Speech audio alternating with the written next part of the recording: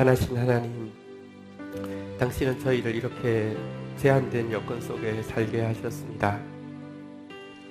주께서 저희에게 완전한 지혜를 주시지 않은 것은 눈에 보이지 않는 것을 보는 것처럼 믿을 수 있는 믿음의 은혜를 거부하지 않게 하기 위함입니다. 주께서 저희에게 원하는 대로 할 수 있는 능력을 주시지 않은 것은 당신이 원하시는 뜻을 당신의 능력으로 저희 속에 이루시기 위함입니다. 주께서 저희에게 끊임없는 수고와 고난을 허락하신 것은 저희의 눈과 마음을 이 세상이 아니라 더 높은 곳으로 이끄시기 위함입니다. 그러므로 하나님, 저희가 이 세상을 살아갈 때에 자신의 무지와 무능을 깨닫고 겸손히 당신을 의지하게 하시고 하나님의 사려 깊으신 계획을 믿음으로 말미암아 용기 있게 전진하는 자세를 잃지 않게 하여 주옵소서. 오늘도 전능자 앞에 당신의 사랑받는 자녀들이 이 자리에 서 있습니다. 주님께 눈 맞추고 주님께 입 맞추며 주님의 보혈로 용서받고 주님의 말씀으로 새로워지는 시간 되도록 은혜를 더하여 주옵소서. 예수 그리스도의 이름으로 기도 올립니다. 아멘. 주님께서 우리에게 베풀어 주신 그 모든 은혜를 우리가 기억하며 나아가기 원합니다. 우리의 또한 감사의 고백으로 나아가기 원합니다. 감사하신 하나님, 감사하신 하나님, 에베네셀 하나님, 살아계신 하나님,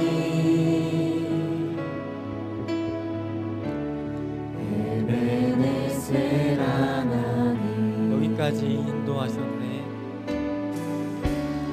여기까지 인도하셨네. 감사하신 하나님, 여기까지 인도하셨네. 살아계신 하나님, 감사하신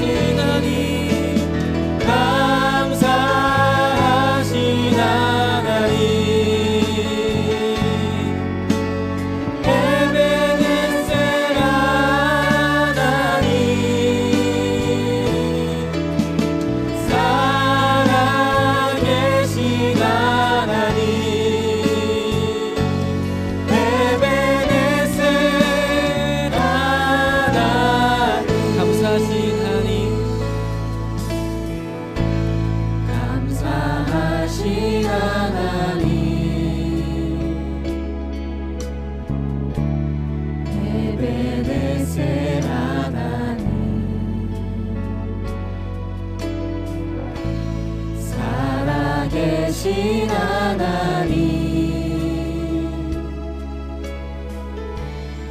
에베네셀 하나님. 장래도 인도하시리. 장래에도 인도하시리. 살아계신 하나님, 장래도 인도하시리. 장래에도 인도하시리. 살아계신 하나님, 살아계신 하나님, 감사하신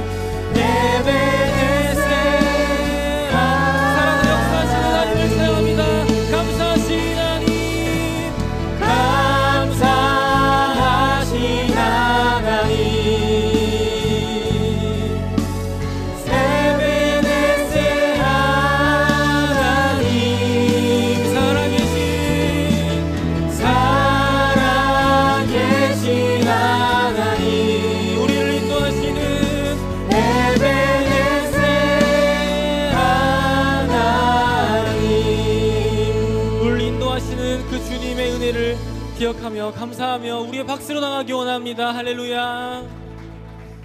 우리가 더욱더 기쁨으로 주님과 동행하는 기쁨으로 나가기 원합니다.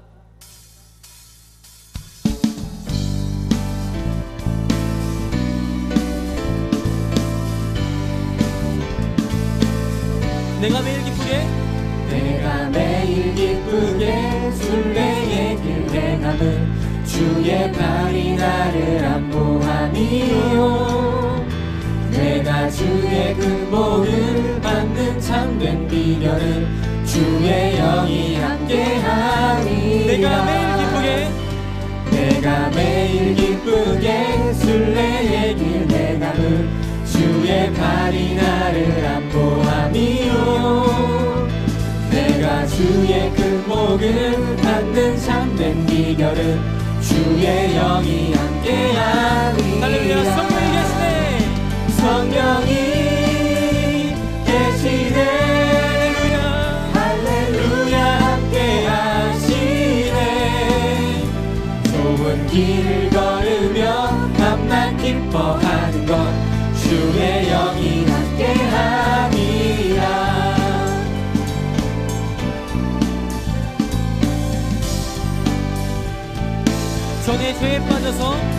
전에 죄에 빠져서 평안함이 없을 때 예수 십자가의 공로 힘입어 그 발 아래 엎드려 참된 평화 얻음은 주의 영이 함께함이라 아멘. 나와 동행하시고 나와 동행하시고 모든 염려하시니 나는 숲에새와 같이 기쁘다 내가 기쁜 마음으로 주의 뜻을 행함은 주의 영이 함께함이라 성령이 계시네 할렐루야 함께하시네 좁은 길을 걸을지라도 좁은 길을 걸으며 밤낮 기뻐하는 것 주의 영이 함께하니라 성령이 계시네. 성령이 계시네 할렐루야 함께하시네 좁은 길을 걸으며 밤낮 기뻐하는 것 주의 영이 함께하니라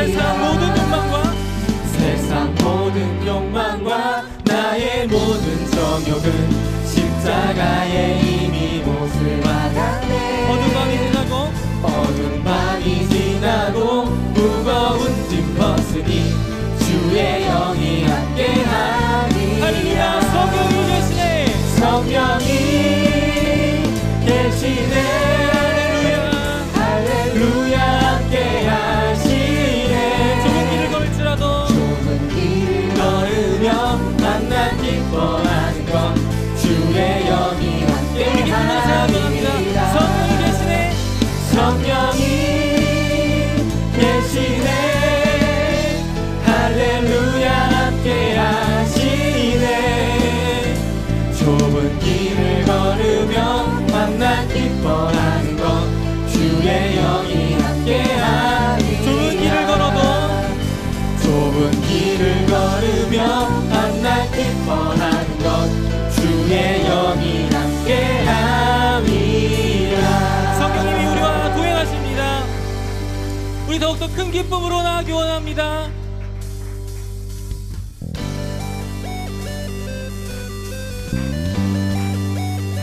더 큰 박수로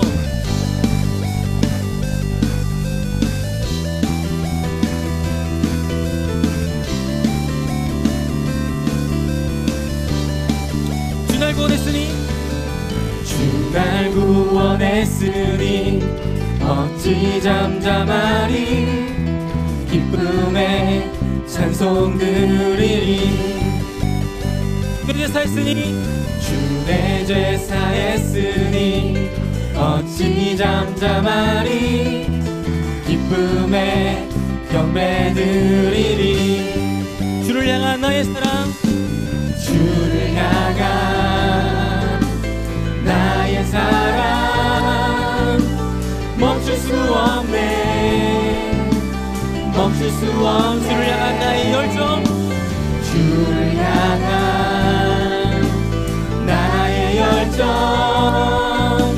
멈출 수 없네. 멈출 수 없네. 나 기쁨에 나 기쁨에 춤추리. 내 모든 슬픔 바꾸셨네. 나 기쁨에 나 기쁨에 춤추리.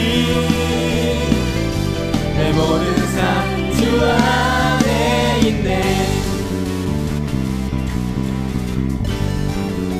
주 날 구원했으니 주 날 구원했으니 어찌 잠잠하리. 기쁨에 찬송 드리리. 주 내 제사했으니 주 내 제사했으니 어찌 잠잠하리. 기쁨에 경배 드리리. 주를 향한 나의 사랑, 주를 향한 나의 사랑 멈출 수 없네. 멈출 수 없네. 주를 향한 나의 열정, 멈출 수 없네. 멈출 수 없네. 멈출 수 없네. 나 기쁨에 나 기쁨에 춤추리. 내 모든 슬픔 바꾸셨네. 나 기쁨에 나 기쁨에 춤추리.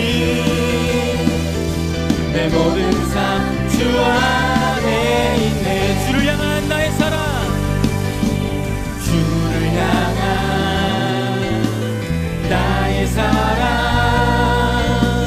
멈출 수 없네.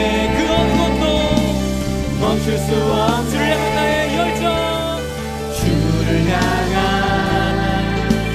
나의 열정 멈출 수 없네.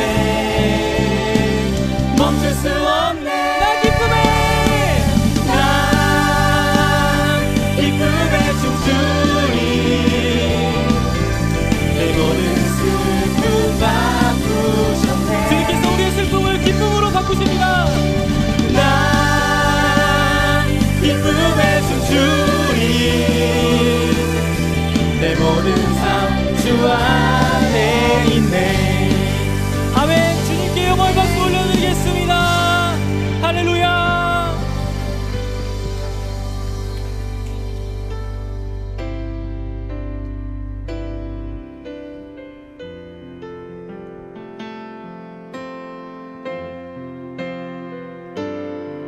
우리 그 고백으로 나아갑니다.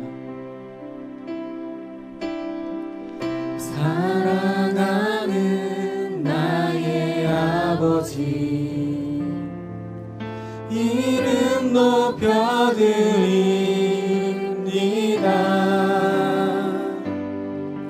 주의 나라 찬양 속에 임하시니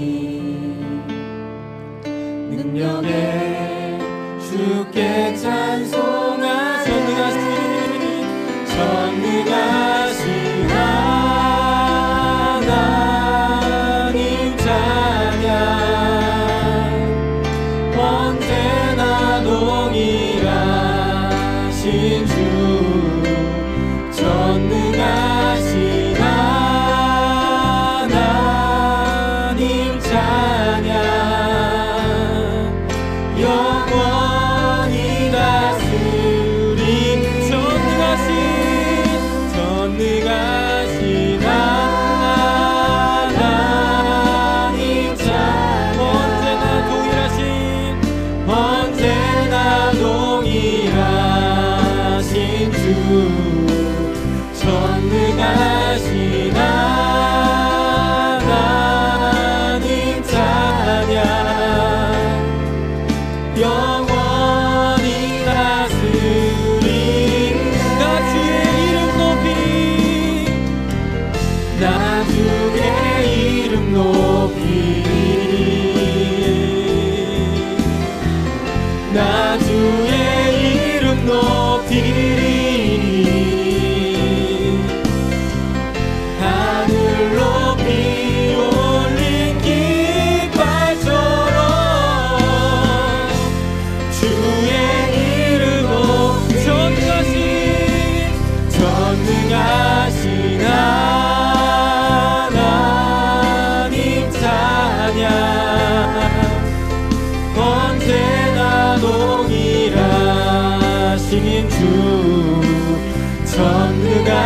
계신 하나님 찬양 영원히 영원히 다스리니 주의 임재 앞에 잠잠해 주의 임재 앞에 주 여기 계시네 주 여기 계시네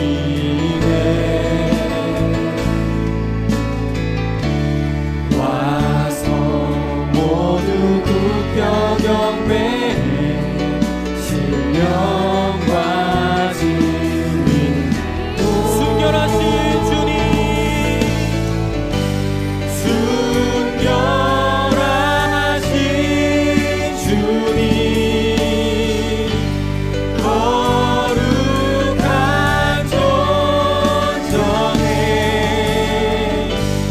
주의 임재 앞에 주 여기 계시네 순결하신 주님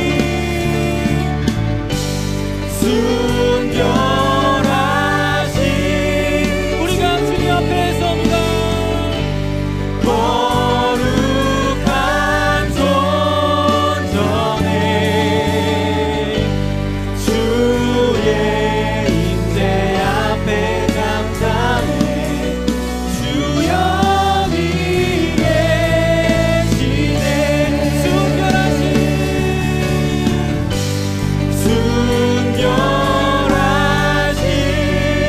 주님 거룩한 존정에 주의 임재 주님이 여기 계시네 주 여기 우리 시간 다 함께 기도하며 나가옵니다. 우리 예배를 위하여서 말씀을 사모하며 다 함께 주님을 외치시고 기도하도록 하겠습니다. 주여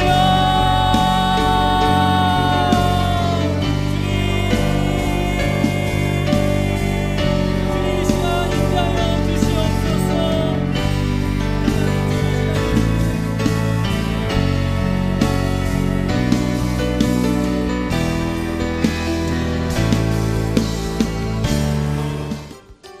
다음 세대 교회 뉴스 말씀의 만나가 풍성한 다음 세대 교회에 오신 여러분을 진심으로 환영합니다. 처음 오신 분들은 새가족실에서 뵐 수 있기를 기대합니다. 교회 건물 사용을 위한 재계약이 무사히 체결되었습니다. 함께 기도해 주시고 동참해 주신 모든 성도님들께 감사드립니다. 2019년 교육부서와 봉사팀을 위한 봉사자를 모집합니다. 1인 1사역에 동참하여 함께 교회를 세워갈 수 있도록 기도하면서 첨부된 용지를 살펴주시기 바랍니다. 교회 식당 카페 책꽂이에 비치할 도서를 접수합니다. 도서 기증을 원하시는 분은 사무실이나 교역자에게 문의해 주시기 바랍니다. 12월 2일 주일에 12월 정기 리더십 회의가 있습니다. 예배는 그리스도인의 사명이며 하나님과의 가장 소중한 약속입니다. 예배 시간을 잘 지켜 은혜를 준비하는 성도가 되시길 바랍니다. 예배 시 다른 성도들을 배려하여 가운데 열, 앞쪽 좌석부터 앉아주시기 바랍니다.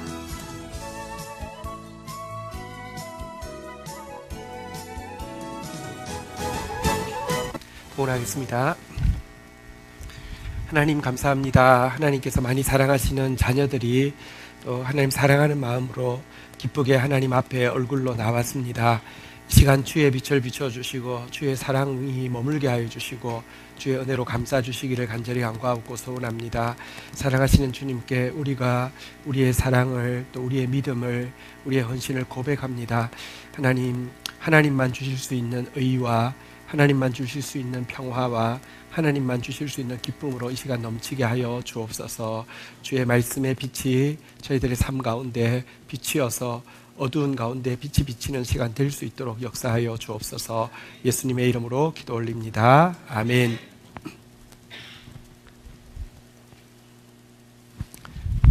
경건일기 발표 있겠습니다. 박상석 집사님. 예, 제가 나눌 내용은 민수기 31장 7절에서 9절입니다. 그들이 여호와께서 모세에게 명령하신 대로 미디안을 쳐서 남자를 다 죽였고 그 죽인 자 외에 미디안의 5 왕을 죽였으니 미디안의 왕들은 에위와 레겜과 수루와 후루와 레바이며 또 부올의 아들 발람을 칼로 죽였더라. 이스라엘 자손이 미디안의 부녀들과 그들의 아이들을 사로잡고 그들의 가축과 양떼와 재물을 다 탈취하고 하나님께서 모세에게 마지막 사명을 주십니다. 그것은 미디안을 진멸하라는 것이었습니다. 모세는 하나님의 말씀에 순종하여 그대로 행하였고 이스라엘 백성도 모세의 명령대로 미디안 모든 군인들을 죽입니다. 하지만 여자들과 아이들과 노량물을 가지고 돌아옵니다. 미디안과의 전쟁에서 하나님께서 자기 백성을 부끄럽게 하는 자는 반드시 멸하신다는 것을 봅니다. 그리고 이스라엘 군대의 불완전한 진멸의 모습도 보여주고 있습니다. 오늘도 하나님께서는 저에게도 끊어버려야 하는 죄에 대한 영적 전쟁에 대하여 말씀을 통하여 알려주시니 감사합니다. 하지만 생활하는 속에서 제 생각이 더 커지는 것을 보게 되고 회개하게 되고 엎드려지게 됩니다.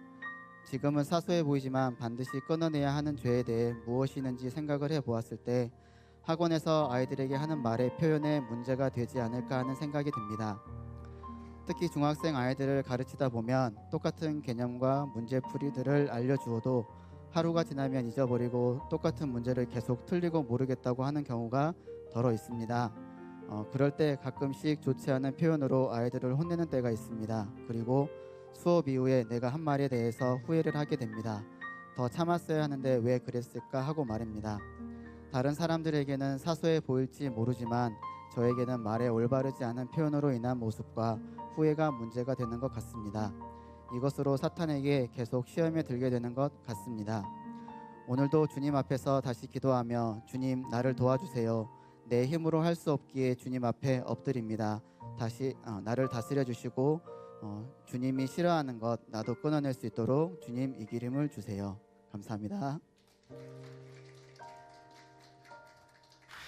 지난 주일 우리 샬롬 축복잔치가 있었는데요. 우리 성도들 함께 준비해서 너무 행복한 시간이었습니다. 진심으로 감사합니다. 샬롬 축복잔치는 끝났지만 오늘 또 귀한 손님 아니고요. 귀한 가족이 있습니다. 우리 박주영 권사님 캐나다에서 넘어오셨고요. 그리고 또 언제 오셔도 아주 반가운 손님 우리 유정선 사장님 같이 오늘 오셨습니다. 우리 이쪽에 계신데 우리 박수하겠습니다. 네, 너무 뵈니까 너무 좋습니다. 네, 오늘 함께 나눌 말씀은 고린도후서 12장 9절 10절 말씀입니다. 우리 한 목소리로 읽도록 하겠습니다. 고린도후서 12장 9절 10절 같이 읽겠습니다. 시작. 나에게 이러시기를 내 은혜가 내게 족하도다.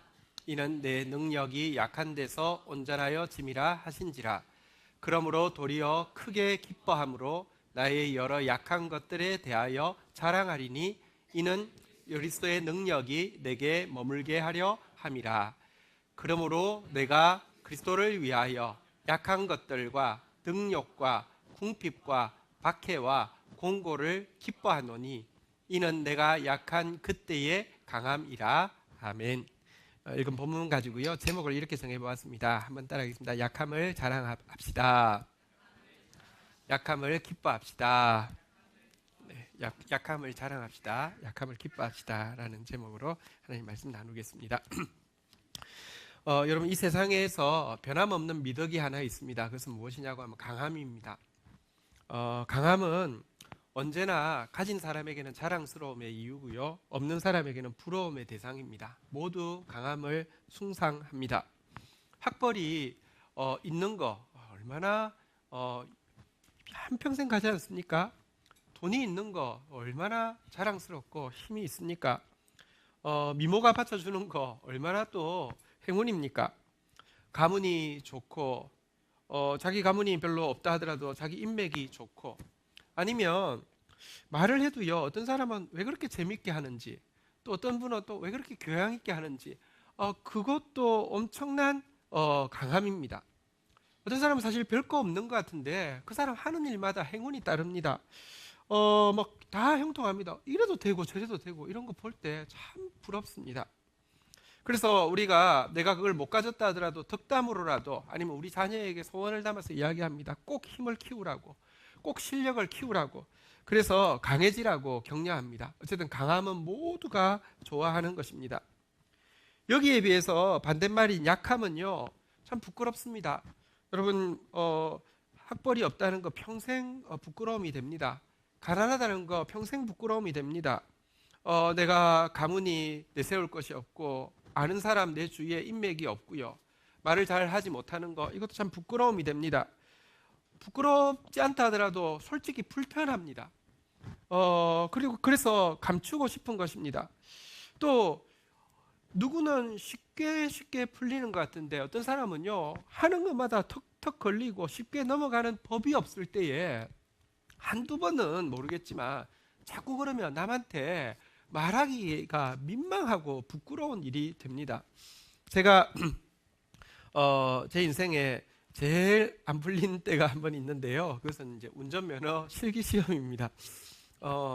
처음에 떨어졌을 때 좀 충격받았습니다. 저는 사실 남들이 예를 들면 10의 노력을 기울여서 되는 일이면 저는 한 4나 5 정도 하면 되지 절대로 그 이상 안 기울입니다. 그래서 사실은 이제 운전 학원 등록 안 하고 그냥 혼자서 할 수 있으리라고 생각했는데 떨어졌습니다. 한 3번, 4번 떨어질 때까지는 성도들 앞에 설교할 때 그 자랑스럽게 이야기하고 주님께서 겸손을 배우게 하기 위해서 그렇게 이야기했습니다. 그 다음에 한 10번 떨어질 때까지는요, 성도들한테 시험 칠 때마다 보통 기도 부탁 안 하는데요. 저기 새벽 기도 마치고 오늘 제가 운전면허 시험을 치러 가는데 불쌍히 여기서 되게 해주세요. 그렇게 기도 부탁했습니다. 나중에 20번 떨어지니까 나중에는요 가는 거 말도 못하겠더라고요. 근데 사실 이런 약함은요 자랑스럽지 않습니다. 불편하고요, 감추고 싶은 것입니다. 그래서 사실 모든 사람들의 소원을 한 단어로 표현하면 강해지고 싶다는 것입니다. 잘 나가고 싶다는 것입니다. 기독교인들 신앙을 가지게 되면 약간 순화해서 표현할 수는 있습니다.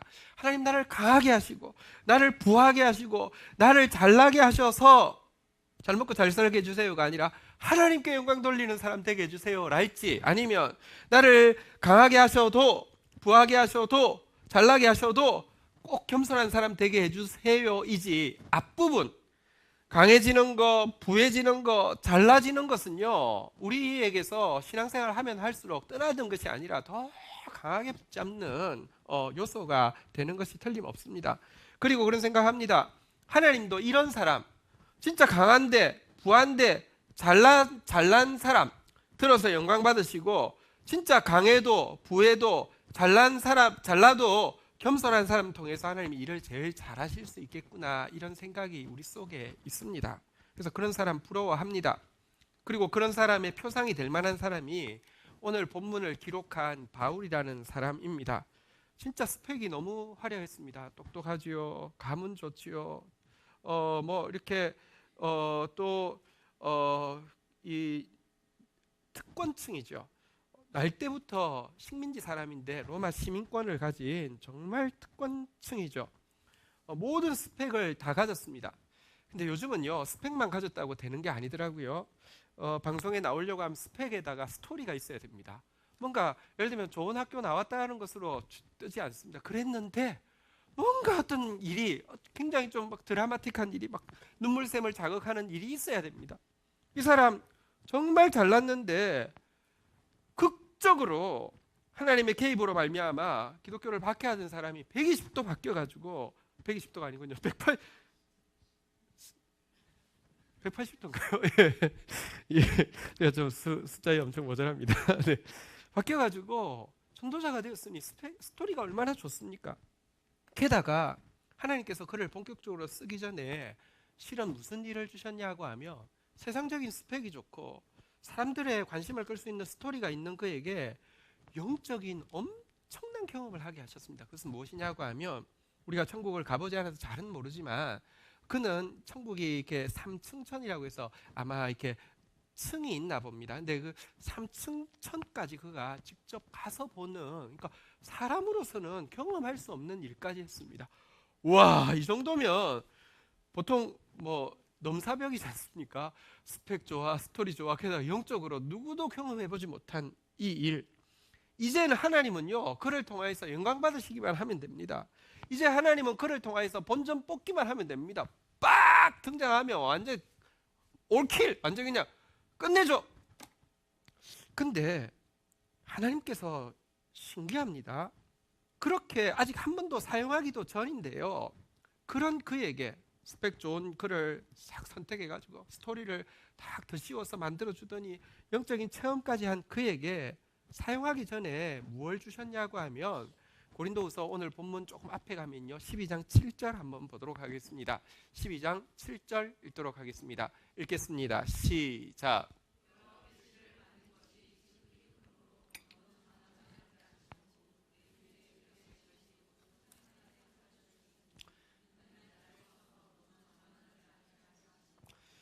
아직 쓰지도 않았는데 딱 신상으로 내면 완전히 그냥 히트할 건데, 엄청난 히트수를 기록할 텐데, 막 BTS 이 정도급으로 세상에 괜찮을 텐데, 쓰기도 전에 육체의 가시를 주셨다, 이렇게 이야기합니다.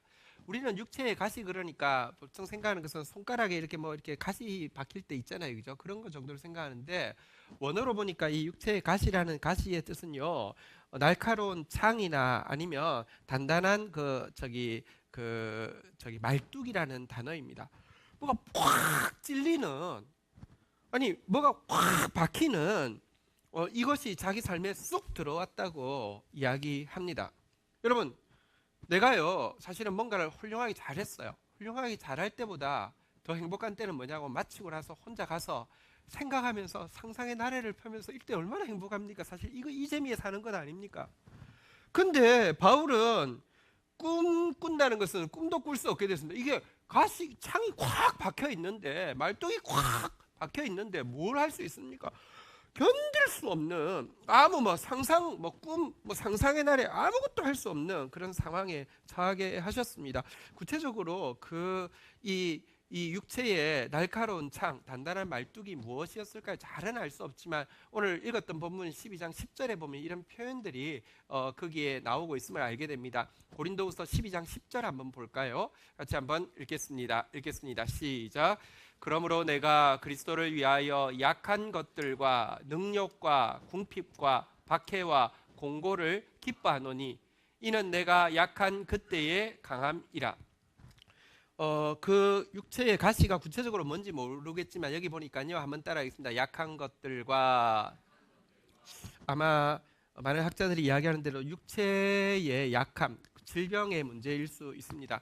눈이 심한 안질이 있어서 눈 한번 뜨기가 진짜 창으로 찌르는 것 같이 아팠던 그런. 근데 여러분, 이런 눈 가지고 평생 사역한다는 거 정말 보통 일은 아닐 것입니다. 혹은 그의 육체의 약함은요, 많은 학자들은 간질병이라고 생각하고 있습니다.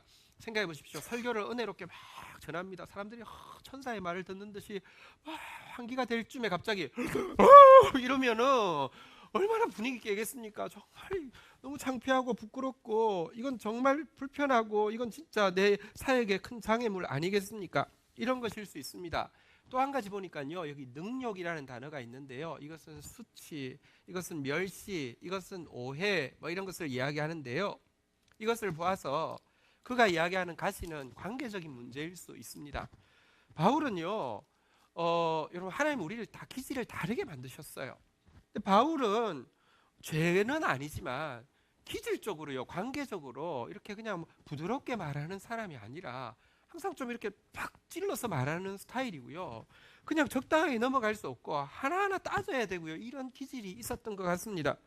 이것 때문에 사역을 이제 딱 시작하자마자, 삼청천 경험을 하고 시작하자마자 하나님이 뭔가 위대한 일이 날 줄 알았는데, 가까이 있던 사람들과 관계가 막 터지기 시작하는데, 관계가 막 문제가 생기고, 문제가 생기는 게 오해가 되고, 오해 때문에 사람들이 자기를 볼 때 완전히 막 멸시하는 눈으로, 아니면 막 진짜 미워하는 눈으로 바라보는 일들이 한두 번이 아니라 막 계속 일어날 때에 정말 그는 진짜 상상의 나라를 펴면서 나는 얼마나 대단한가 생각도 할 수 없게 만들었을 것입니다. 바나바, 그의 멘토이기도 하고 동력자이기도 한 바나바는 별명이 위로의 사람인데요, 정말 다 받아주는, 스폰지처럼 다 받아주는 사람이었는데, 그 바나바도 견딜 수 없어서 원수가 져서 깨어질 정도였으니 아마 만만치 않은 성격이었고요. 그것 때문에 그에게 일어나는 일들은 끊임없이 관계의 문제를 야기했을 것입니다.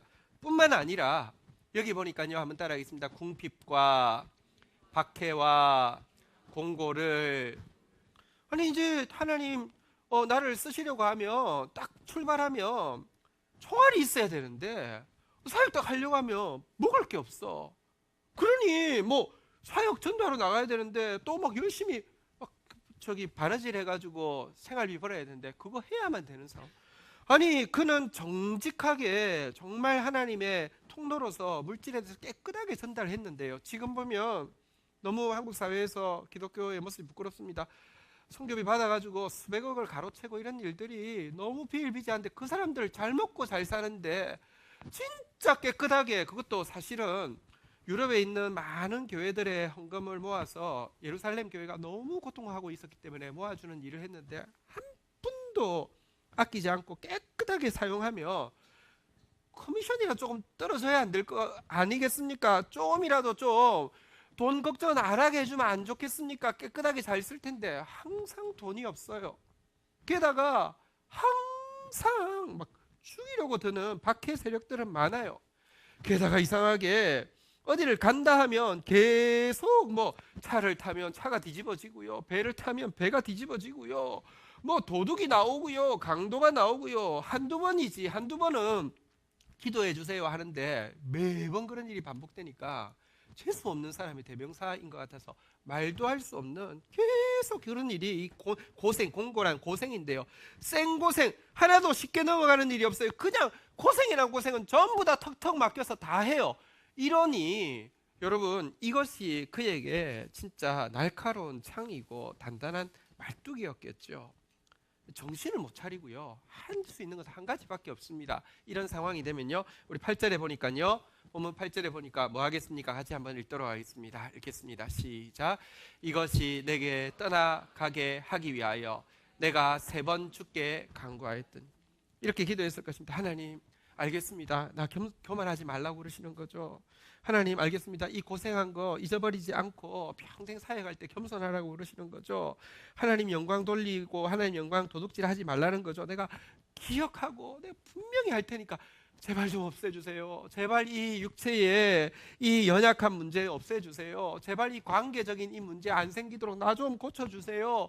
상황이 그냥 남들보다 더 편한 거는 원치도 않고요, 남들만큼만 가게 해주세요. 제발 부탁입니다. 1번, 2번, 3번 주님 앞에 죽으라고 매달렸습니다. 그런데 그때 하나님이 주신 답이 우리가 읽었던 9절 말씀인데요, 이것은 사실 우리가 많이 읽었지만 정말 혁명적인 말씀을 주셨습니다. 9절 한번 읽어보도록 하겠습니다. 같이 한번 읽겠습니다. 12장 9절입니다. 8절이 좋은가 봅니다. 네, 3번 줄게. 여러분들 지금도 막 계속 강구하고 있죠. 제발 이거 좀 없애달라고. 자, 제발 없애달라고 하는데 안 없어지고 지금 계속 이게 나오네요. 9절. 자, 9절 한번 제가 같이 읽도록 하겠습니다. 읽겠습니다. 시작. 나에게 이르시기를 내 은혜가 내게 족하도다. 이는 내 능력이 약한 데서 온전하여 침이라 하신지라. 그러므로 도리어 크게 기뻐함으로 나의 여러 약한 것들에 대하여 자랑하리니 이는 그리스도의 능력이 내게 머물게 하려 함이라. 이 말씀은요, 한번 따라하겠습니다. 이는 내 능력이 약한 데서 온전하여 침이라.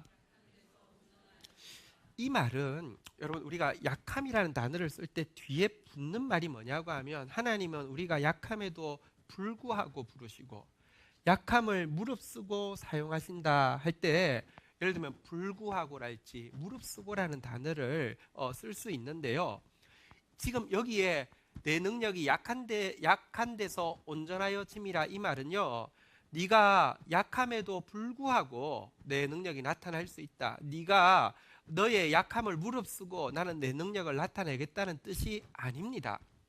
여기서 약한 데서 온전하여 침이라 하면 달리 약함이라는 단어 뒤에 붙여야 되는 말은 무엇이냐고 하면, 나는 너의 약함 때문에 너를 부르는 것이고 너의 약함을 통하여서 내가 일할 것이다 라고 이야기하는 것입니다. 불구하고 무릅쓰고가 아니라 약함을 수식하는 단어로 하나님은 때문에 혹은 통하여를 사용하고 계시는 것입니다. 약함은 하나님과 우리가 함께 일해가는 과정에서 소극적인 장애물은 장애물이지만 하나님이 워낙에 능력이 많아서 그거에도 불구하고 그것에도 무릅쓰고 일할 수 있는 소극적인 장애물이 아니라 약함이란 도리어 적극적으로 하나님이 우리를 리크루팅 할 수밖에 없고 하나님이 우리와 함께 할 수밖에 없는 적극적인 요인이라고 이야기하는 것입니다. 너무 개념이 다른 것입니다. 여러분들 만약에 소극적인 장애물이라고 하면 어쨌든 교훈만 받고 가능하면 떨쳐버려야 하는 것입니다. 내가 충분히 교훈받았고 아니면 하나님 약속합시다. 내가 서원합니다. 만약에 조금이라도 교만해지면 지금 주셨던 가시에 2배를 주시옵소서. 할렐루야. 됐습니까? 딜. 오케이. 이렇게 해서라도 떨쳐버려야 될 문제입니다. 그런데 그에게 주신 하나님의 말씀은 그게 아니야. 네가 약하기 때문에 내가 너를 부르는 것이고 너의 약함을 통해서 내가 일하고 싶어라고 이야기하신 것입니다. 이 때문에 그의 반응이 무엇입니까? 한번 따라하겠습니다. 크게 기뻐함으로 자랑하리니. 그때부터는 약함이요 부끄러움도 아니고 불편함도 아니고 감추고 싶은 것도 아니고 크게 기뻐해야 될 이유가 되었다고 이야기하고 도리어 자랑할 제목이 되었다고 이야기를 하는 것입니다. 그리고 이렇게 크게 기뻐하고 이렇게 자랑할 때에 여기 중요한 단어가 있는데요.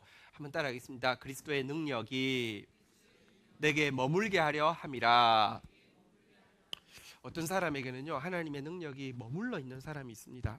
우리 지난 GT 말씀해 보면요 왜 여호수아를 쓰느냐, 그에게는 하나님의 영이 머물러 있다 이렇게 이야기했습니다. 머물러 있는 사람이 있습니다. 어떤 사람은요 잠시 왔다가 떠나가는 사람이 있습니다. 오늘날 한국교회에서 너무나 많은 사람들이 과거에 한때 분명히 하나님이 일하셨던 것이 틀림없습니다. 그러나 지금 나타나는 나무는 그 열매를 통해서 안다고 했는데요 분명히 떠나간 것입니다. 절대로 머무를 수 없는 사람이 많이 있습니다. 오늘 하나님은 이렇게 이야기하십니다. 약함이라 내가 너를 통하여서 내가 그것 약함 때문에 일할 수 있는 것일 뿐만 아니라 한때 일하는 것이 아니라 계속 머무를 수 있는 유일한 조건은 약함이라고 주님이 이야기하시는 것입니다. 이것은 단지 모세에게 한번 특이하게 이야기하신 것이 아니라 언제나 성경 전체가 이야기하고 있는 바입니다. 한번 다시 따라하겠습니다. 약함을 자랑하라. 약함을 기뻐하라. 하나님이 모세를 민족의 구원자로 부르셨습니다. 부르실 때 모세에게 찾아와서 협상을 하시지 않았습니다. 모세야, 너 스펙이 너무 좋아. 너 이집트 왕궁에서 40세까지 살았잖아. 너 제왕의 학문을 할 때 두루 능통하였는데 너 학점 너 기억하니? 나 다 기억해. 너 A 뿌리였잖아. 너 올 A였잖아. 교수들이 그냥 너 보고 그냥 완전히 그냥 뿅 갔잖아. 근데 그 성적 내가 다 기억해. 너 게다가 스토리가 좋잖아. 왕자가 광야에 와서 40년을 살았어. 게다가 이스라엘 백성들 구원해내면 광야를 지나가야 되는데 실질적인 이 광야를 지나는 스킬도 너가 가지고 있는 거야. 너만한 사람 어디 있겠니? 내가 너 도와줄게. 나 이제부터는 내가 너 잘해줄게. 가자 너밖에 없어. 이러지 않았습니다. 하나님 나타나시자마자 뭐라고 했냐고 하면요 한번 따라하겠습니다. 내 발에서 신을 벗으라. 이 말은 너는 자유인이 아니라 노예라는 뜻이고 너는 의인이 아니라 죄인이라는 뜻입니다. 신 벗어 이렇게 시작하십니다. 그리고 그를 쓰겠다고 이야기하십니다. 이 말 앞에서 모세가 무엇이라고 이야기합니까?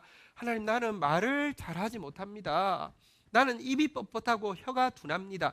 제가 원어를 보니까요 입이 뻣뻣하다 혀가 둔하다는 표현은요 둘 다 같은 말을 원어로는 같은 말인데요 입이 무겁습니다 이런 뜻인데요 무겁고 무겁습니다. 여러분 모세는 아주 말 잘하는 달변가가 아니라 엄청 과묵한 사람, 그 돌처럼 그냥 가만히 있는 그런 스타일이 틀림없었습니다. 말하는 거 웬만하면 그냥 삭히고 말고 말 안 하고 말지 말할 줄 아는 사람이 아니라는 겁니다. 이러자 하나님께서 그래 겉으로는 멀쩡해 보이더니 좀 그렇다. 나 다시 좀 생각해보자. 아무래도 이 직업이 말하는 직업이어서 말을 좀 조리 있게 하고 말을 재밌게 하고 말을 교양 있게 하고 말을 좀 카리스마 있게 해야지 확 되는데, 여러분 대통령 연설 때는 대통령 될 사람의 제일 큰 덕목은 일단 말빨이 있어야 됩니다. 저희 어릴 때 김대중 그 대통령 후보, 김영삼 대통령 후보, 그때만 해도 인터넷이 잘 안 돼 있으니까 대중유세할 때 모이면 진짜 뭐 100만 명 모이고 그랬잖아요. 가서 보면요, 와, 진짜 대단하더라고요. 김영삼 대통령도 진짜 그 연설할 때 보면요, 또 김대중 대통령 정말 막 끝내줘요. 그 정도 돼야 되는데 이 사람이 과묵하대요. 말을 못한대요. 그러면 하나님이 다시 생각하셔야 될까요? 아니요. 그때 하늘에서 벨이 울립니다. 딩동댕. 그것 때문에, 그것을 통해서 나는 네가 약해야지 일할 수 있어 라고 이야기하셨습니다. 예레미야라는 소년을 하나님께서 부르셨습니다. 근데 부르실 때 그에게 어떤 장점이 있는지에 대해서 이야기하지 않습니다. 예레미야서 1장 5절에 보면 내가 너를 모태에 짓기 전에 알았다 이야기합니다. 모태에 짓기 전이라는 것은요, DNA가 형성되기 전입니까 후입니까? DNA는 상상 속에서 형성됩니까? 모태 안에 들어와서 비로소 형성됩니까? 모태 안에 들어와야 되는 거예요. DNA가 기질을 결정하고요, DNA가 IQ를 결정하고요, DNA가 사실은 어떤 생김새나 모든 걸 다 결정하는데요, DNA가 존재하기 전부터 불렀대요. 그러니까 이유 없어요. 우리를 부르시는 데는요, 내가 뭐를 좀 잘해서, 내가 뭐에 가능성이 있어서, 아니요, 아무 이유 없어요. 주권이에요. 그냥 불렀다고 이야기하시면서, 그것도 불렀는데 작은 한 나라, 망해가는 한 나라 유다의 선지자가 아니라 열국의 선지자로 세워서, 여러분 잘못된 것은 고친다고 되는 게 아닙니다. 무너뜨려야 됩니다. 열국을 파괴하고 파멸하며 뽑고 무너뜨리고, 그리고 나서 그러고 끝나면은 그건 파괴자죠. 심고 건설하고 세우는 일을 위해서 너를 세웠다라고 이야기합니다. 그러자 예레미야가 이 앞에서 하나님, 제가 기다리고 있었습니다. 주여 할렐루야 아멘. 요시야가 개혁을 일으킬 때 예레미야가 태어나서 그 사춘기를 요시야의 개혁을 보면서 자랐습니다. 요시야 키즈라고 할 수 있습니다. 제가 수련회 가서 얼마나 기도 열심히 하는 거 주님 보셨군요. 주님 나를 써주십시오라고 기도하는 거 주님 들으셨군요. 제가 기다리고 있었습니다. 제가 그 일을 하겠습니다. 할렐루야 주님 성령으로 충만케 하여 주시옵소서가 아닙니다. 이 말을 듣자마자 예레미야는 이렇게 고백했습니다. 슬프도소이다 주 여호와여 보소서 나는 아이라 말할 줄 알지 못하나이다. 공포에 질려가지고 아닙니다. 안 됩니다. 못합니다라고 이야기할 때 하늘에서 천사가 벨을 울립니다. 어떻게 울립니까? 딩동댕. 그것 때문에 왔잖아. 그것 통하여 일하려고. 여러분 우리하고 개념이 전혀 다릅니다. 사울, 사실 이제 바울의 이름이 사울인데요. 이 사울이라는 이름 자체가 이 바울이라는 이름 자체가 사울이 특권층이라는 걸 보여줍니다. 사실은 이제 사울은 히브리식 이름이고요, 바울은 로마식 이름인데요. 사울의 뜻은 강구하였다 이런 뜻이고요. 바울의 뜻은 작은 자라 이런 뜻이긴 한데 사실은 아무 상관은 없습니다. 그냥 제 생각에는 울자 돌림이어서 쓴 것 같습니다. 그렇죠. 제가 이름이 권지연이지만 제 영어 이름이 하나 있습니다. 존입니다. 물론 제가 존, 그 요한을 좋아하기도 하지만 권지연 이렇게 비슷하잖아요, 그죠? 그래서 그냥 존이라고 하는 겁니다. 그처럼 아마 큰 뜻은 없었던 것 같아요. 이걸 막 드라마틱하게 만들기 위해서 바울은 작은 자라는 뜻이 있는데, 그래서 사울은 큰 자라는 뜻은 없습니다. 그냥 이 바울과 이 똑같은 이름을 가진, 그러니까 날 때부터 로마 시민권자이기 때문에 이 바울이라는 이름을 가졌던 것 같아요. 그런데 그와 이름이 똑같았던 똑같은 가문이었던 베냐민 지파의 사울 왕 있잖아요, 그죠? 이 사람이 왕이 된 이유도 성경에 보면 분명합니다. 얘가 이 사람이 이 양반이 나귀를 잃어버려 가지고 나귀 찾으러 막 돌다가 종이 선지자에게 가면 잘 알아맞힐 수 있다고 해서 그냥 사무엘에게 갔습니다. 그때 백성들이 왕을 막 구하고 있을 때였습니다. 선지자가 사울을 딱 보는 순간 하나님 말씀하셨습니다. 저자다. 그래서 사울이 선을 보기 위해서 떠봤습니다. 온 이스라엘 백성들이 찾는 자가 너가 아니냐 이렇게 이야기했습니다. 자, 그러자 그때 사울이 대답을 했는데, 이 대답을 하자 사무엘의 머릿속에서 딩동댕 했는데요. 그 대답이 무엇일까요? 사무엘상 9장 21절 한번 보실까요? 사무엘상 9장 21절 같이 한번 읽도록 하겠습니다. 읽겠습니다. 시작.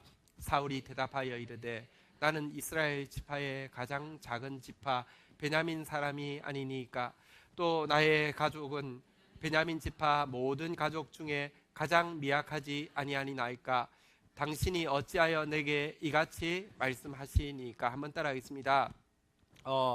가장 작은 자가 아니니까 가장 미약하지 아니하니까. 그 무슨 말씀을 이렇게 이야기하자 사무엘 마음속에 딩동댕, 이것 때문에 얘라고 하는구나, 이 모습 통해서 일하시겠구나. 아니야 다를까 그래서 기름을 부었습니다. 그러자 성령이 임해서 막 예언을 했고요. 너무 신비한 일도 생겼습니다. 멀리 있는 선지자들이 그 선지 생도들이요, 이상하게 성령의 감동을 받고 선물을 가지고 사울에게 왔습니다. 잃어버린 나귀도 당연히 찾았고요. 이러고 나서 하나님께서 그를 세우셨다는 증거를 보이기 위해서 모든 이스라엘 남자들을 다 소집시켰습니다. 제비뽑기를 합니다. 남자 숫자는 그때 그 전에 가나안 들어올 때 인구 조사해 보면 60만 명이 좀 넘으니까, 그러니까 뭐 시간 좀 지났지만 어쨌든 60만 명 뭐보다 많으면 많았지 적지 않을 겁니다.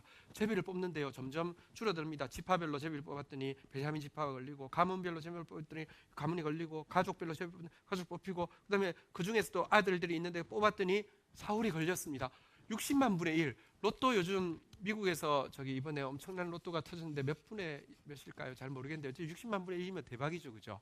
근데 뽑혔을 때 보십시오. 선지자한테 이미 기름 부음도 받았고요, 막 예언도 임했고요, 막 선물도 받았고요. 또 될 줄 알고 갔는데요. 덜컹댔을 때 짜잔 하고 나타나야 될 텐데요. 자, 마지막 표 보겠습니다. 사울 이렇게 이야기하는데 나와야 될 거 아니에요. 안 나와요. 다시 사울 안 나와요. 분위기 싸해졌어요. 그래서 선지자가 너무 당황해서 이게 무슨 일입니까 하니까 걔 지금 보따리 뒤에 숨었다, 부끄러워서 이거 큰일 났다고 생각하고 숨었다고 이야기하니까 사무엘하고 하나님하고 같이 동시에 딩동댕 얘 맞구나, 진짜 맞구나 그랬어요. 근데 문제가 있었습니다. 얘가요 지금 분명히 자기가 작은 자라고 생각을 하고 있긴 있는데, 한 가지, 여러분 약함을 자랑한다고 해서 강함을 부정하라는 게 아닙니다. 여러분 내가 뭐 잘하는 게 있는데 아니에요 이런 사람들 가식입니다. 뭘 아니긴 아니에요. 맞죠? 잘난 걸 어째요? 이쁜 사람 보고 이쁘다고 하는데 아니에요 이런 사람 솔직히 이거 내숭 떠는 겁니다. 아니에요, 이쁜 건 이쁜 거지요.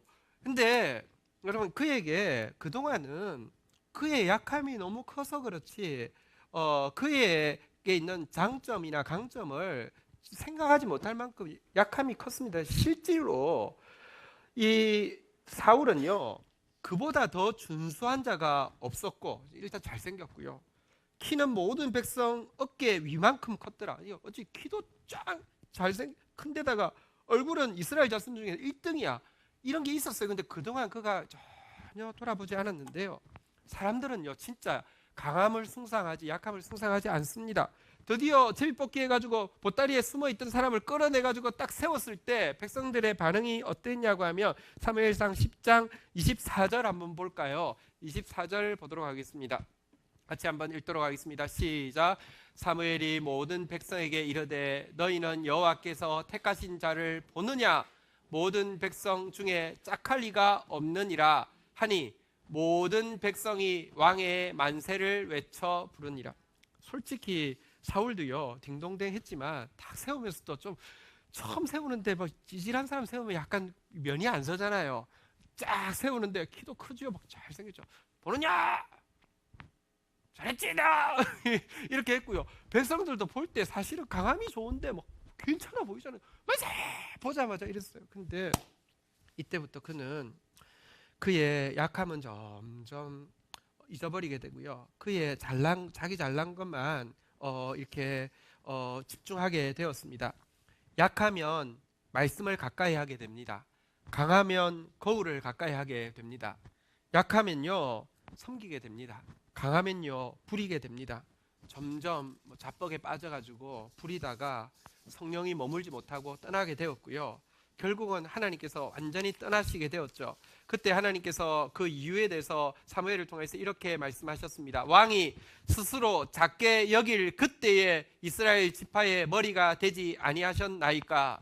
결국은 그는 약함에서 시작했는데 강함으로 끝내려고 하다가 성령께서 떠나시는 저주의 대명사가 되었습니다. 여기에 비해서요, 이 바울, 이름은 똑같죠, 사울. 이 사울은요, 사실 강함에서 시작했습니다. 자기도 자기 잘난 줄 잘 알았습니다. 그런데 갈수록 이 삼청천 경험 이후에 그에게 주어진 말씀, 약함을 통하여, 약함 때문에, 이 말씀 때문에 강함에서 약함으로 점점 더 나아갔습니다. 처음에 초창기에 그가 복음을 받고 나서는요, 생각했습니다. 자기 스펙이 복음 전도에 큰 도움이 되리라고 생각했습니다. 그리고 실제로 그것 가지고 일하려고 했는데 예루살렘에 갔는데 안 되게 하셨습니다. 그리고 환상을 보았습니다. 그리고 나서 깨달았습니다. 약함으로 강함으로 일하는 게 아니라 약함으로 일하는 거구나. 부끄러운 일이지만 한국교회에 지금 너무 큰 수치를 끼치는 한 사람이 옛날에 최고 저자로서 날릴 때 책 제목이 강점으로 일하라 이런 책을 냈습니다. 개코 같은 소리 하네요. 여러분, 그게 아닙니다. 근데 죄송합니다. 개코가 괜찮은데 말을 잘못했습니다. 네. 여러분, 그는 그때부터 자기 강함으로 일하려 하지 않고 약함을 자랑하고 약함을 기뻐하고 일하려고 했습니다. 그리스는 수사학의 도시입니다. 그 당시 최고 그 철학자들이 말빨로 싸우고 있는 곳입니다. 여기 가면 물 만난 고기가 될 수 있는 유일한 유대 사역자는 바울밖에 없습니다. 수사학을 통달한 사람입니다. 그런데 그곳에 갈 때요, 고린도서, 우리가 오늘 본문이 고린도서입니다. 고린도는 이 그리스 반도의 수도이기도 합니다. 아주 최고의 자리인데요. 그곳에 갔는데 갈 때 물 만난 고기가 되어야 하는데 고린도전서 2장 3절에 보면요, 이렇게 그곳에 간 그의 마음을 이렇게 묘사하고 있습니다. 고린도전서 2장 3절입니다. 내가 너희 가운데 거할 때 한번 따라하겠습니다. 약하고 두려워하고 심히 떨었노라. 아니, 물 만나야 되는데 약하고 두려워하고 심히 떨었습니다. 왜냐고 하면 4절에 보니까요, 내 말과 내 전도함이 설득력 있는 지혜의 말 수사학을 쓰지 아니하고 다만 성령의 나타나심과 능력으로 하여 5절 너희 믿음이 사람의 지혜에 있지 않고 하나님의 능력에 있게 하려 하였노라. 인간적인 자기 강점 하나도 쓰지 아니하고 하나님이 하시도록, 자기 말이 아니라 하나님이 말씀하시도록 하나님 말씀하시는 것만 하려고 백지 상태에서 선이 설교자에 설 때마다 약하고 두려워하고 심히 떨었다는 것입니다. 그래서요, 고린도 교회 모든 사람들에게 이 바울은요, 공인되었습니다. 말을 못한다고 공인되었습니다. 말에는 내가 약하나 이렇게 스스로 이야기할 수밖에 없게 여러분 공인되었습니다. 아니, 그런 사람은 아닌데 그렇게 공인되었습니다. 하도 아무것도 없다고 저런 찌질한 사람이 어떻게 사역자가 되겠느냐고 고린도 사람들이 막 이렇게 하니까 마저 못해서 한 이야기가, 그가 14년 전에 경험했던 이 삼청천 경험을 어느 교회에도 이야기하지 않았는데 바로 그 고린도 교회에 이야기하는데요, 이 이야기 얼마나 자랑스럽습니까? 누가 삼청천을 갔다 왔습니까? 이 이야기야말로 진짜 히든 카드로 역전을 이루어서 그냥 확 뒤집어 엎을 진짜 좋은 카드 아니겠습니까? 아니요. 이 이야기를 하는데 너무너무 마저 못해 입을 떼면서 입 떼는 시작에 고린도후서 11장 30절 보시면요, 이렇게 입을 뗍니다. 고린도후서 11장 30절 내가 부득불 자랑할진대 내가 약한 것을 자랑하리라 라고 이야기하고 나서 삼청천 이야기를 하는데 이게 자랑인지 자랑 아닌지, 자랑이 아니에요. 보면은 무슨 말인지도 그냥 은근슬쩍 넘어가고, 누가 한 사람이 있었는데 그러니까 몸으로 봤는지 실제 봤는지는 잘 모르겠지만 보긴 봤는데 뭘 봤는지는 이야기할 수 없어. 이게 끝이에요. 그래 놓고는요, 기껏 그거 마치고 나서 마치는 절 12장 5절 고린도후서 12장 5절에 이렇게 마무리를 하고 있습니다. 같이 한번 읽도록 하겠습니다. 읽겠습니다. 시작. 내가 이런 사람을 위하여 자랑하겠으나 나를 위하여는 약한 것들 외에는 자랑하지 아니할. 계속 그는 약한 것을 자랑한다고 결정하고 나서는요, 약한 거 자랑 외에는 아무것도 자랑하지 않고 약한 거 기뻐하는 것 외에는 아무것도 기뻐하지 않게 되었습니다. 사실 왜 그러냐고 하면 내가 하면 결국 내 일입니다. 내가 한 일은 아무리 잘해도 부패합니다. 내가 한 일은 아무리 잘해도 죽음의 가스를 내게 되어 있습니다. 하나님이 하셔야 하나님의 일입니다. 하나님이 하신 것만이 구원이 이루어지고 하나님이 하신 것만이 생명이 이루어지게 됩니다. 그리고 내가 약함을 자랑하고 있어야지만 계속 그가 머물러 계실 수 있습니다.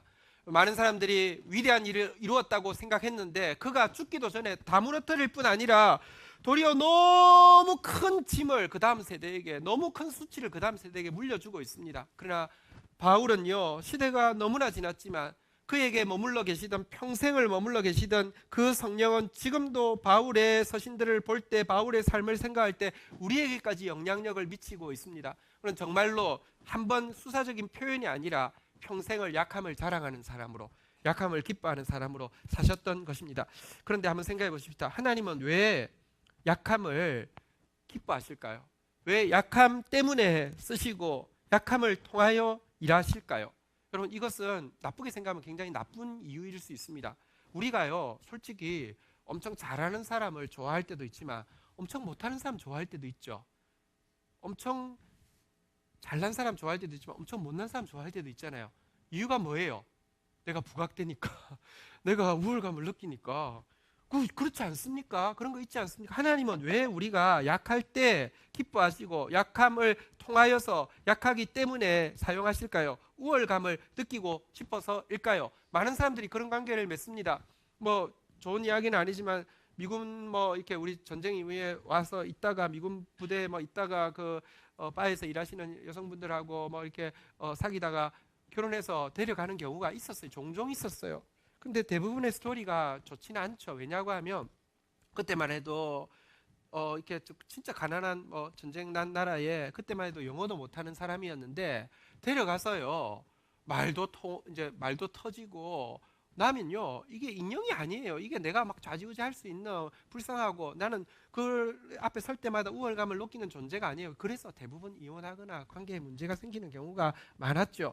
하나님이 우리에게 우월감 느끼고 싶어서 우리를 계속 인형처럼 머물게 하고 싶어서일까요? 아닙니다. 이것하고요, 이런 우월감 느끼고 싶어서 이렇게 하는 거하고 자녀를 대할 때 한번 생각해 보십시오. 자녀가, 여러분, 약할 때 부모가 막 간절해지는 이유가 우월감을 느껴서입니까? 자녀가 약할 때 막 잘해주면서 너 그대로 머물러 있어, 너 계속 나 이 기분을 느끼고 싶거든, 이런 것입니까? 전혀 다르지 않지 않습니까? 다르지 않습니까? 네. 큰 부모를요, 바쁜 부모를 움직이는 것은 어린 자녀입니다.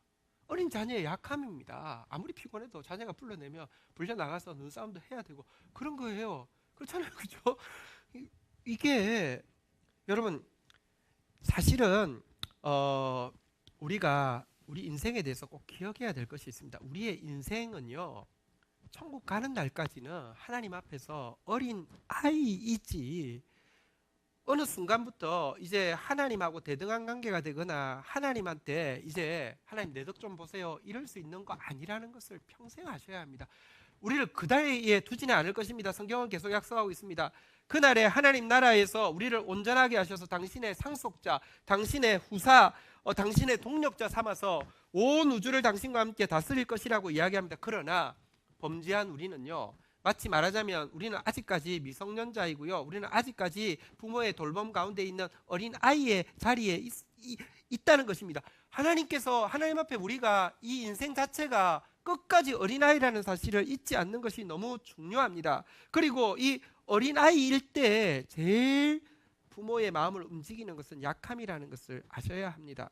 우리 영신이가 고2입니다. 고2인데 어떤 때 한번 아빠를 시험했습니다.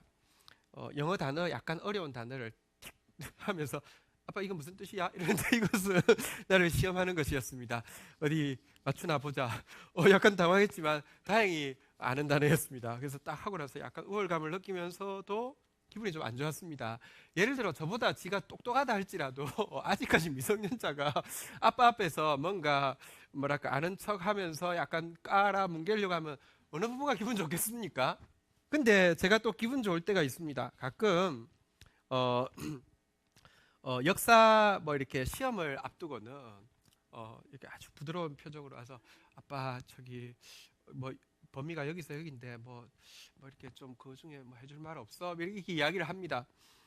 제가 사학과 출신이거든요. 그러면 그래? 책 한번 가져와봐. 그런데 꽤 긴 시간을 이야기해도 엄청 경청을 하고요. 엄청 막 이렇게 막 신경을 쓰고 합니다. 되게 기분 좋거든요. 이게요. 야, 너 고2인데 오늘 지금 아침에 시험 치러 가는데 이것도 모르냐? 너의 이 무지함에도 불구하고 내가 너의 무지함을 무릅쓰고 내가 가르쳐 주마. 이게 아니에요. 근데 사실 그걸 통해서 성적이 얼마나 늘고가 관심 있는 게 아니라 이걸 통해서 아이하고 마음을 나누 보통 대화가 잘 안 되잖아요. 그죠? 근데 대화를 할 수 있다는 것 자체가 좋아요. 그리고 그래도 아빠를 아직 의지하구나 그 자체가 좋은 거예요. 여러분 약함을 자랑하라는 말이 구체적으로 무엇인지 잘 모르겠습니다. 계시란 빛과 같아서 점점 밝아지는 것이지 딱 이거다라고 이야기할 수 없습니다. 약함을 기뻐한다는 것도 무엇인지 잘 모르겠습니다. 한때 사역을 시작할 때 저 진짜 아무것도 없는 줄 알고 시작했습니다. 근데 사역을 시작하고 나서 하나님께서 축복해 주셔서 또 참 잘 나갈 때가 있었습니다. 한때 뭐 지금도 뭐 엄청 큰 대형교회 담임이기도 하지만 이제 그 2세대 사역자니까 젊은 분이신데 그런 이야기를 했어요. 권지현 목사처럼 한국교회 지도자 중에 뭐 홍정일 목사님, 뭐 이동원 목사님, 김도원 목사님 세 분한테 동시에 칭찬받는 사람은 권지현 목사밖에 없다. 이렇게 이야기할 정도로 잘 나갔어요. 잘 나갔는데 요즘 못 나가요. 아무도 저를 잘 몰라요. 되는 게 없어요. 뭐 이렇게 하는 데마다 다 막혀요. 근데 어젯밤에 설교를 준비를 하는데 약함을 자랑하라, 약함을 기뻐하라는데 구체적으로 무슨 말인지 모르겠고 구체적으로 뭘 적용하라는지는 잘 모르겠어요. 근데 하기 싫었는데요. 분명히 이거 하라고 이야기하셔서 잘 모르지만 선포합니다. 하나님께서 우리에게 요구하시는 것은요. 한번 따라하겠습니다. 약함을 자랑하겠습니다. 약함을 기뻐하겠습니다.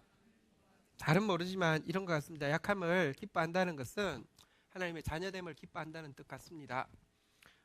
내가 주님 앞에 설 때까지 자녀일 것입니다. 여러분 다윗이 위대한 왕이고 위대한 업적을 이루었지만 한 가지 알았습니다. 그는 이 인생에서 이룬 업적이 전부 다 어린 아이가 아빠 앞에서 저지려 하는 것에 지나지 않는다는 것을 알았습니다. 그래서 그의 시편 131편에 보면요. 너무 아름다운 시입니다. 그 위대한 업적을 이룬 다윗은 이렇게 고백합니다. 시편 131편 한번 볼까요? 1절 교독하겠습니다. 다윗의 고백입니다. 여호와여 내 마음이 교만하지 아니하며 내 눈이 오만하지 아니하며 내가 큰 일과 감당치 못할 놀라운 일을 하려 힘쓰지 아니하나이다. 2절 읽겠습니다. 시작.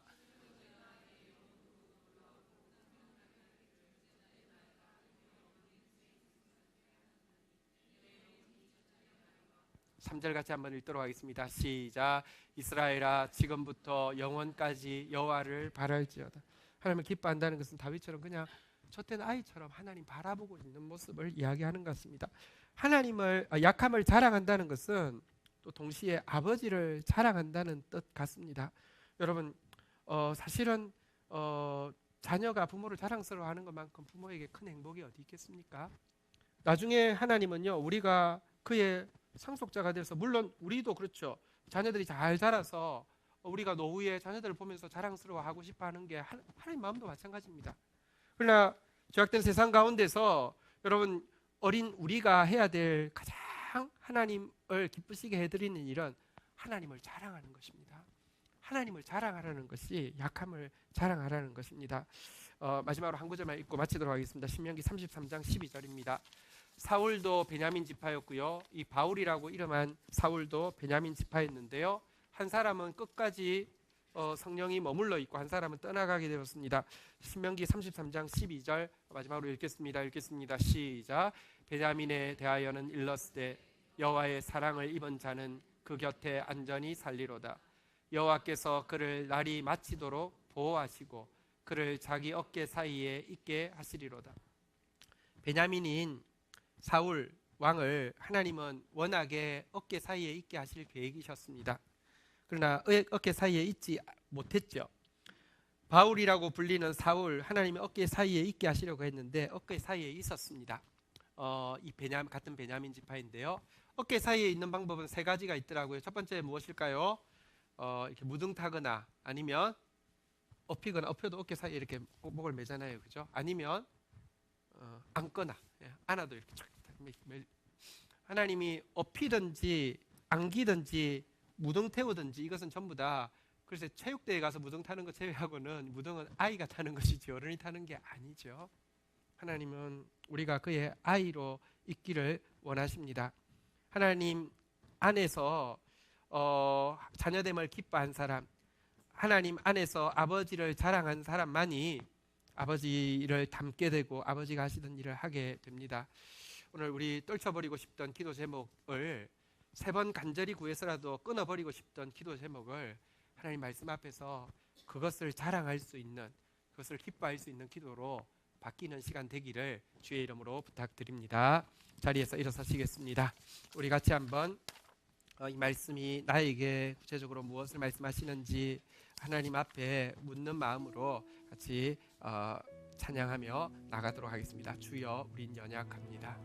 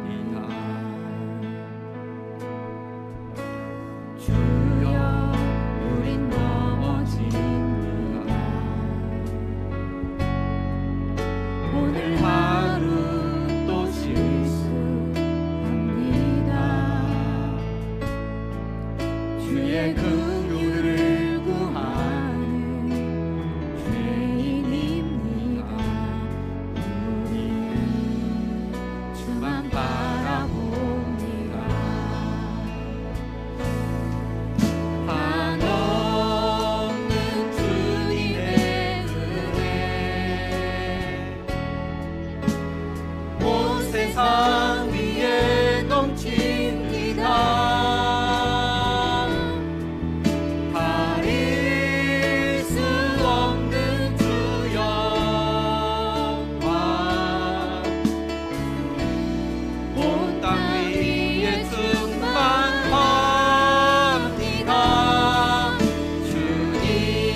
주님만이 길이 오니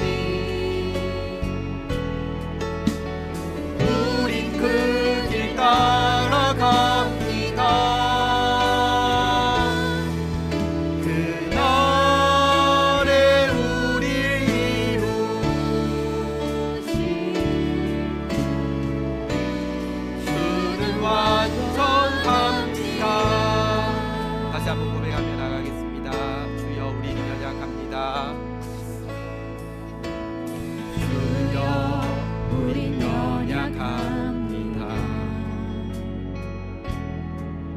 우린 오늘 힘겨워합니다. 주 뜻 이루며 살기에 부족합니다. 우린 연약합니다. 주여, 우린 넘어집니다. 오늘 하루 또 실수합니다.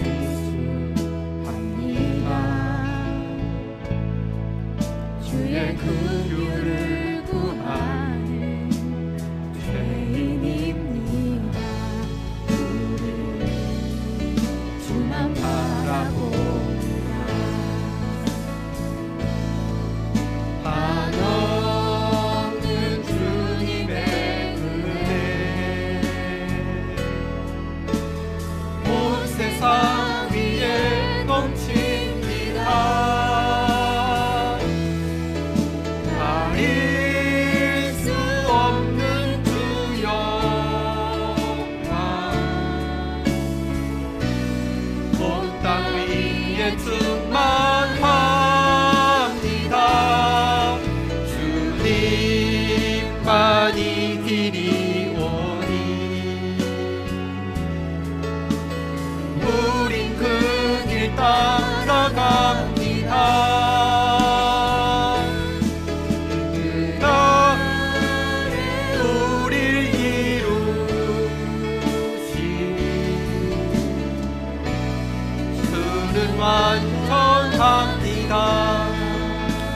우리 같이 한번 기도하며 나가도록 하겠습니다. 우리 하나님 앞에 나오면서 간절한 기도 제목이 있었을 수 있습니다.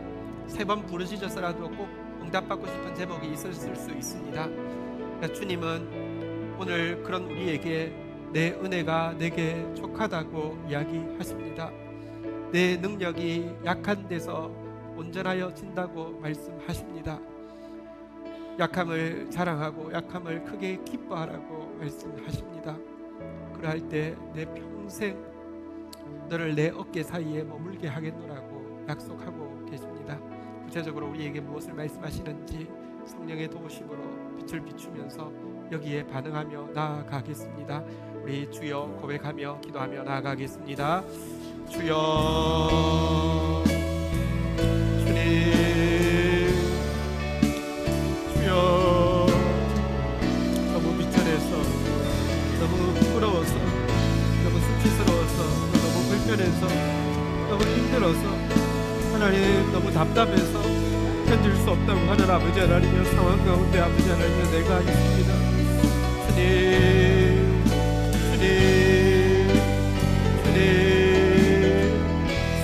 주님.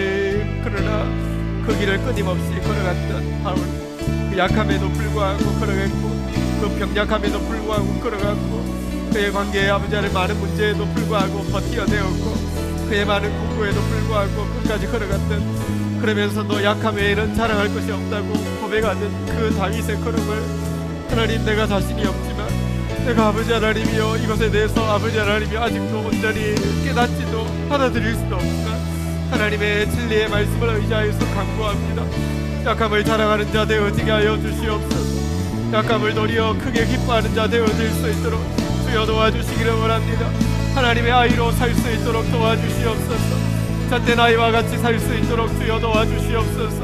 하나님 아버지, 하나님 아버지, 주의 어깨 사이에 밤이 맞도록 거하는 사람으로 살 수 있도록 주님 은혜를 더하여 주시기를 간절히 간구하고 소원합니다. 참 공동체를 긍휼히 여기시고 그런 공동체로 그런 사람으로 하나님 앞에 설 수 있도록 주여 도와주시옵소서. 하나님, 하나님, 주여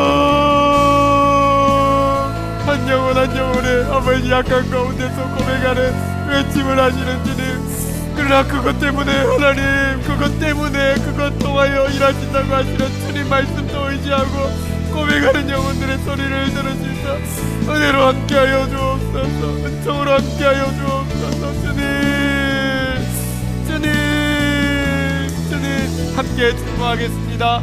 나라를 위하여, 교회를 위하여, 열방을 위하여, 구원받을 한 영혼 위하여, 치유받을 한 영혼 위하여, 미래 교회 주역이 될 다음 세대들을 위하여. 하나님 감사합니다. 하나님 눈에 우리를 사랑스러운 또 긍휼히 여길 수밖에 없는 아기로 생각하시며 항상 곁에 머무르시고 당신의 눈동자가 떠나지 않기를 원하시는 주님, 오늘 우리에게 그러나 빨리 강하고 싶고 빨리 강해서 자랑스러워지고 싶고 빨리 강해서 독립하고 싶고 빨리 강해서 하나님 앞에서도 폼을 잡고 싶은 우리의 마음을 주님 내려놓습니다.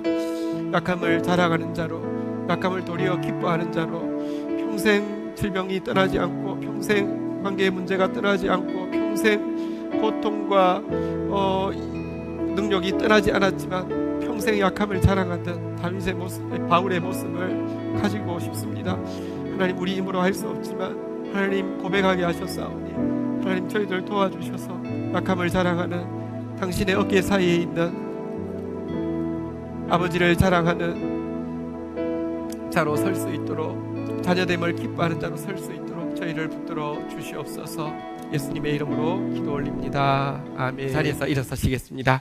우리 서로에게 이렇게 한번 인사하겠습니다. 당신은 하나님의 아이입니다. 시작.